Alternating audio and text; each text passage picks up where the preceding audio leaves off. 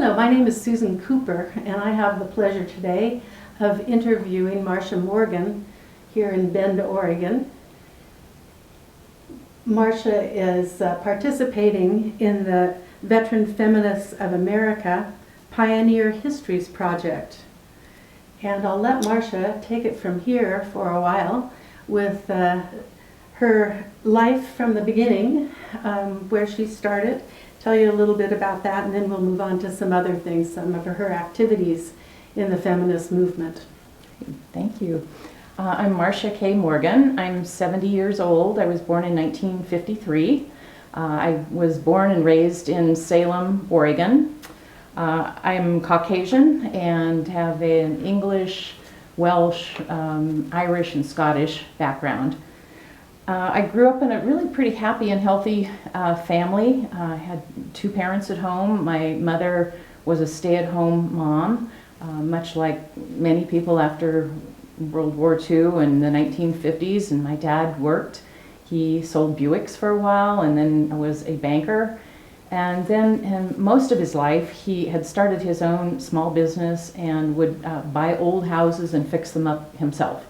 I have that in my DNA. I just loved that work and watching him and helping him in the summers and things. I have one older sister who is an ordained minister. I would say she's very much concerned about social justice and probably on the liberal scale. Our family definitely had a social justice bent or value system, very much for the underdog. I would say of my parents, my dad really was an early feminist. He was very encouraging to my sister and I in our work and school. He would encourage us to do whatever job we wanted. So as I said, my sister became an ordained minister, and there were not women ministers back in the day when she went in. And then I went into criminal justice and spent a 45-year career as a criminologist, specializing in gender, sexual violence, and looking at all different levels and different parts of the criminal justice system. Marcia, it sounds like your career took you almost on a feminist path as you were helping women. Can you tell us a little bit of more background about that? The year you got involved in the movement, if you recall, mm-hmm. or if you were maybe when you first became aware of the word feminist. Mm-hmm. Yeah, this is really a walk down memory lane as I started thinking about these questions. I graduated and got a bachelor's degree from Oregon State University in Corvallis, Oregon in 1975. I was majoring in sociology with a criminology emphasis. So my first job was a correctional officer, jailer at a small county jail for men and women, mostly men. That lasted a few months, which was kind of fine, good experience, but not my calling. And what happened next was there was a federally funded, a brand new program funded in Eugene, Oregon, that was an all-female sexual assault unit. And although that doesn't seem real unusual today, it was very unusual in 1975. So there were 3 agencies, police agencies, all had a female detective. There was a female district attorney, also unusual. And a woman who was the psychologist, counselor on the team, and then I was the director. And then I also filled in and did responses to cases when they came up. So that wasn't necessarily a role that I was looking for. I wanted to be in criminal justice somehow because it was so different than my own upbringing. I was curious about, the criminal mind and why people did what they did. But it really changed the trajectory of my life and my whole career. What was happening in the second wave of feminism was that rape and sexual violence was a huge issue. There were more cases being involved, or being reported rather, and there was a lot of injustice around it. What they were doing to the women who reported, what they weren't doing with cases. So it became really a focal point for so many issues in feminism. So I kind of fell into the role, and it became a passion for me because it fed into the social justice aspect of my upbringing. Thank you.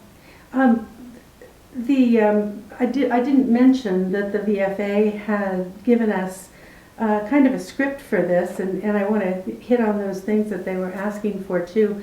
It sounds like you were immersed in the feminist movement when you first really got out of school, and might not have been called feminism at that point, but it was more criminal justice, but directed toward women. Were you also involved with any other organizations outside that you recall back at that time? You know, not really too much at that time. I was on the Planned Parenthood board for 5 years, which is locally in Oregon, and you know, I was on the several other boards that dealt with you know, children and the safety of children and that kind of thing. But I think that evolved later because I was pretty, you know, 24 hours a day involved in this career. So that was really important. Another piece of that time period, being a female in an pretty much all male organization, was the sexual harassment. And when I've talked to other young women about this, and you know, they're pretty appalled, but this is way before sexual harassment laws were on the books, and it's a good testament to why they finally did become law. You know, it was not unusual every single day to be sexually harassed by coworkers, by the lieutenant that I reported to that did my evaluations, that told me to wear a short skirt on the day of the evaluation, that had a cactus that was a phallic symbol that he, you know, put on my desk, you know, sometimes when I'd come in the morning, or make just sexual comments all the time, or I'd be talking to a victim on the phone and, you know, a detective would walk by and stick his finger in my ear, and just constant things.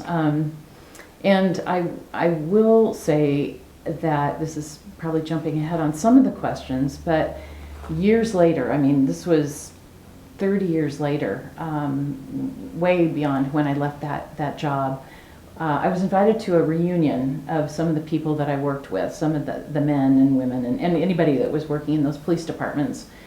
And I hesitated about going, but I'm so glad I did, because there were several men who were well into their mid to late 70s, probably a couple that were near 80, that were some of the harassers. And they came up to me at this barbecue hamburger feed thing, and they apologized. They said, I realized what you were doing was important, and I know we gave you a really bad time, and I'm glad you did what you did. And it's like, whoa, I was not expecting that at all. And you know, all of us got it, all of that, you know, got that harassment, but we just stayed the course, and we were passionate about what we were doing. You know, we were changing policies at the hospital on how to deal with victims. We went to the legislature and, you know, wrote bills, changed bills, and they're still on the books today. And, you know, it was exciting. We were doing so much good work, and that's what kept us going, not kind of our environment at the time. So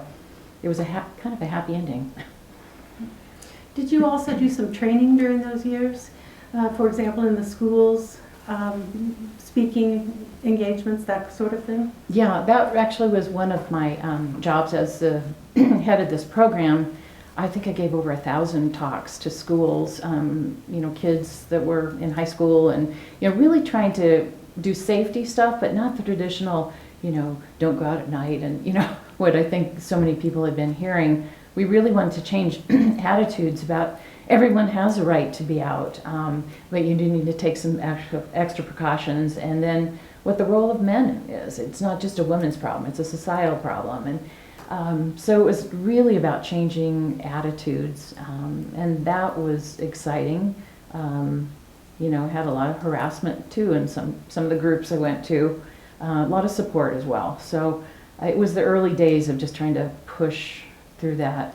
The other exciting thing, and probably kind of relevant to this project, feminist project, is that because our program was so kind of unique in Eugene, I was asked to speak around the country.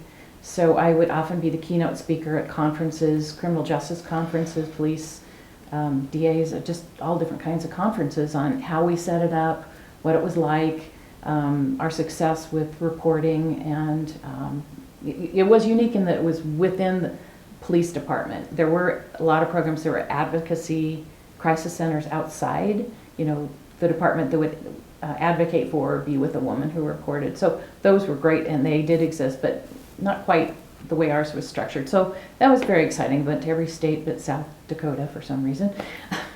So so it was great to see what people were doing and the enthusiasm around the country. It was changing. Mm-hmm. Can you kind of put together maybe your top 3 issues that were of the greatest concern to you at that time? Or even as you move forward? Well, I think I call it sexual assault and abuse. I mean, that's a pretty umbrella term, but I think all those things kind of tie in together, whether it's, domestic violence or whatever. I did focus mostly on sexual assault issues in the general public and also in prisons, and I'll talk about that in a minute. But I'd say that certainly was, the main one going forward. The second one was probably just in general giving women a voice, and that could be in the community, it could be in their house, it could be anywhere, an organization that was traditionally male. So it could be all different things, but women have a voice. It was just giving them the opportunity to express it. And then I'd say probably the third one kind of ties in with that and would definitely be a trigger still for me, is just women being dismissed. I've certainly felt it in my career that you might be sitting around a huge table and I was the only female. Like I did work with the Pentagon, helping to look at some of the issues around rapes, around military installations, justice departments or whatever it might be. And I was often the only woman, and they would also always defer to the man. And I'm going, I've got something to say. I've got credentials. I know what's going on. So I kind of captured that, I don't know if anger is the right word, but frustration for sure, and went back to school. So I was still working, but I went back and got 2 masters and a Ph.D. And I think that as well as time that went on and a lot more women in the community and work, that's helped. And so I don't feel it, I feel it every so often, it's still out there, but it spurred me to get more credentials and say, I have something to say about sexual assault and women being at the table. But it helped to have that authority behind you of your education. Yeah, I think it did, or at least that motivated me to do that. Mm-hmm. You probably built your confidence too. Yeah. That you really did have something else to add. Yeah. As if that wasn't enough just being a woman and experiencing it, because that should have been enough. Yeah. So can you tell us some of your most memorable, important experiences, some of the highlights? Sure. I think the one that comes to mind is when I was involved in the rape team. I had a colleague, Ginger Edwards, and she and I developed the anatomical dolls that police, counselors, district attorneys use when they interview children who've been sexually abused. They're cloth dolls with all the correct sexual body parts. And I know you have some with you. I do. They're clothed, but they come in 3 skin colors. There's a white, light brown, and a dark brown color. This happens to be the woman and the little boy, but they had adults as well as children. They had all the body parts. So they had anal opening, vaginal opening, mouth opening with tongue. And the purpose really was for children to be able to demonstrate what happened to them. If they didn't know the words, they were afraid to describe it, they were intimidated. Somehow holding the doll made them feel a little more comfortable. They didn't have to use the words, they could demonstrate for the jury, and it was very graphic.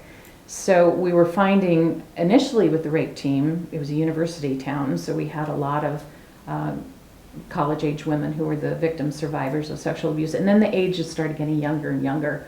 And that's when, actually I went to the Saturday market, which you probably have in your town as well, and there was a woman selling flasher dolls. This was in 1976. And they were dolls that were kind of grotesque, actually, pretty good size. I have the originals, but I didn't think I should show them on camera. And so they have a little trench coat. And so I bought those, brought them back, and Ginger and I looked at them and thought, you know, let's go back to her and see if she can make them smaller, a little less grotesque, no trench coat, with real clothes. And so she did. And so in August of 1980, Ginger and I started a business, Magima, and we had some women who sewed the dolls for us. And so they were in 40 countries, and we got to follow them to the countries and give lectures, training, consulting to that country on how to work with child sexual abuse victims. Unfortunately, people around the world were looking to the U.S. for guidance because we had so many cases. That's a good thing, bad thing. So that was really interesting, you know, to see the different cultures, have some camaraderie with them. Also during that time, I wrote several books on forensic interviewing techniques with children, and specifically using the dolls, testified in legal cases. So that's probably the big one for me, you know, because so many people were affected by it in positive ways, except for the offender, which is okay. And we heard, you know, from them for years about the value of the dolls. So that was big That's for a me. major accomplishment. Yeah, I think so. Highlight of what your work was. Mm-hmm. And I was 24, I guess, when all that happened. So it was a long time ago. Wow. Probably the other thing is I've always written books and articles and journal articles. And in 1985, I wrote a curriculum called Safe Touch. And it was one of the first, as you know, a lot of people remember, in the 80s, that's when a lot started coming out on child sexual abuse. And that was one of the first curricula for schools. It was for K to 5th grade. And it's still being used in the schools. It's been updated. And I'm still getting, you know, clippings from newspapers and things where some little boy went to the class and he reported it after class. There's a counselor here in town that's told me he's had, you know, 20, 30 kids after the many years of using that curriculum have come forward because of the curriculum to report abuse. So that has really warmed my heart, saddened my heart, both. But I feel good that it's made a difference with kids as well. Good. Yeah. Sounds like you should feel good about it. Yeah. And also in 80, a lot happened in the 80s. Let's see, about 1984, I wrote a book called My Feelings, and that was a child's book. So that was for young kids. And it was featured on Good Morning America, started getting some notoriety and some attention. That was also one of the early books for children to trust their feelings and instincts about sexual abuse so they could run and get away from that. And it had able-bodied and disabled kids, and one of the first that had a little boy as one of the main characters. So that was just starting to be looked at as well. Yeah. Moving on from there, any other accomplishments that you have in mind that you can tell us about? Well, as you can tell, I'm kind of passionate about the topic. I can talk a lot about it. The last 20 years of my career, I've really worked a lot with PREA, which is the Prison Rape Elimination Act. It's a federal legislation that deals with sexual assaults in criminal justice or in juvenile justice kinds of settings. So it can be jails and prisons, juvenile camps and that kind of thing. So I've worked around the country going in to do research on what the issues are, if it's something like a correctional officer who's sexually abusing women, or it could be male prisoners as well, but I really kind of specialized in working with women. It could be other people working there. It can also be other inmates in a facility. So I would go in and do research to look at what the issues are and the problems are, do training curricula, and then train the staff. It's been called a number of different kinds of approaches, but one of the main ones is a gender responsive approach that we really tried to look at the female offender, and about 80 to 90% of women in prison have been sexually abused, have been abused in some manner. So it's kind of a full circle, you know, working with children who were abused and then now doing a lot of work with women in prison. So a lot of it was teaching the staff how to be gender responsive and also trauma informed, because so many women had been traumatized. And it's always kind of interesting when you deal with the staff who maybe have not even thought about it. But since most people are going to get out of prison at some point, how do you want them to be out in the community? Do you want them to be more angry, dysfunctional, or do you want them to be healthier and hopefully a contributing member of society? So we worked a lot with what works for women so they don't recidivate and come back. Communication skills, things like that. But one of my favorite anecdotes, I think, was I was giving a talk to a group of correctional officers back east, and we were going on about how to communicate and what to say and different things. And during the break, this old crusty guy came up to me. He'd been a correctional officer for a long time, and he said, "That was really interesting about what you said, how we should communicate better to women. I wish I'd learned this 3 wives ago." So he kind of wished he'd learned some of those skills. But anyway, so it was really interesting looking at so many of these issues are not just in the community, they're also in correctional settings. You, talking about addressing the correctional setting as well as the individual there, I wondered if you would tell us about some of the books that you have available, both to the field as well as the general public. Oh, yeah. So I've written, I think, about 18 books for the field, for people in the criminal justice system, a lot around the prison rape issues, and some films that went with that. Yeah, so most of these were federally funded, so the average person probably wouldn't see them, but it really feels good to hopefully made a difference in some of these facilities, that the inmates, the detainees, are not being sexually assaulted. I've written, I think, about 4 books for the general public, and the last 2 that I wrote right before the pandemic and during the pandemic were totally unrelated to criminal justice. They really weren't looking at that, but they still were around giving women a voice. So one book was called Go, How to Get Going and Achieve Your Goals and Dreams at Any Age. And it's for women, just those kind of unique things women experience, some of those roadblocks, and how to get through that to get to what you want. And then the other one is Should I Change My Name? The Impact of Your Last Name on Identity, Marriage, and Happiness. And I'm sure if there's feminists watching this, they probably know about Lucy Stone, who was one of the suffragists who, that was one of her big causes, was why do women have to change their names? And it's always been an interest of mine, so it was fun writing that book. Thank you. I've read that book and have found it very interesting because you give a lot of history on it and a lot of different choices as to how a couple might proceed. And it can be any couple, gay, any couple. Mm-hmm. How about your activist work? Obviously, you've had a very busy and intense career that's promoting women and helping women to be able to promote themselves. But how about more general activities outside of work, maybe? Sure. Well, I'd say right now I'm involved with the League of Women Voters, trying to get new registration and voter registration kind of issues. I've run campaigns through the years, was a lobbyist for 4 years. So I've always kind of dabbled in political stuff, not running for an office, but around that.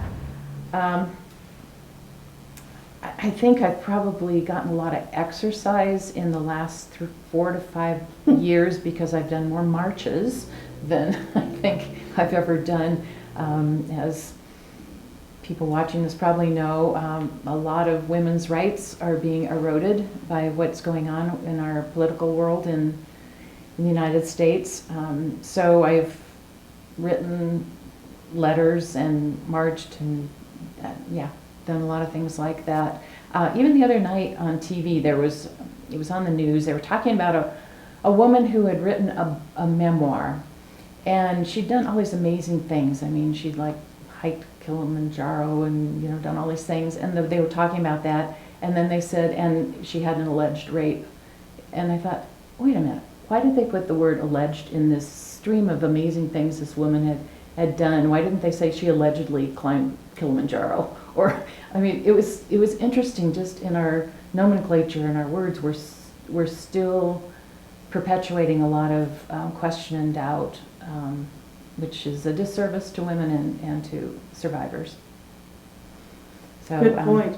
Yeah, so I guess I had to kind of glance down here. You know, it's interesting turning 70. You really start reflecting back on your career and what can you do now. Maybe not as huge and maybe not as global as you had hoped or maybe did at one point.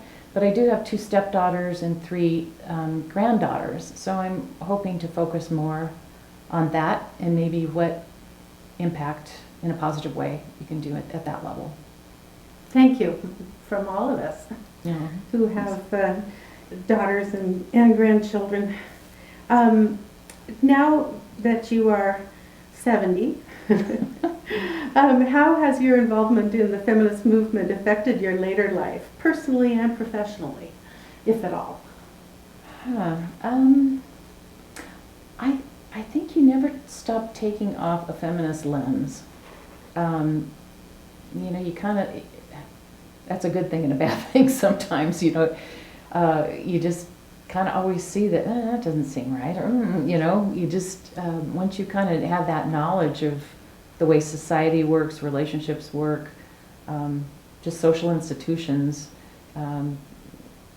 I just think it's good to always have that too. I mean, there's a lot of women that can't speak for themselves or because of their circumstances, or it's difficult to be heard. So I think it's good to just keep that in mind for the future, and just to keep the juices flowing and writing letters and keeping the awareness out there. Well, I hope you continue long after you're 100. Thank you. Thank you for all you have done and all you will continue to do. Great, thank you. And thanks for doing the interview, Susan. I appreciate it. Happy to be here. Thank you.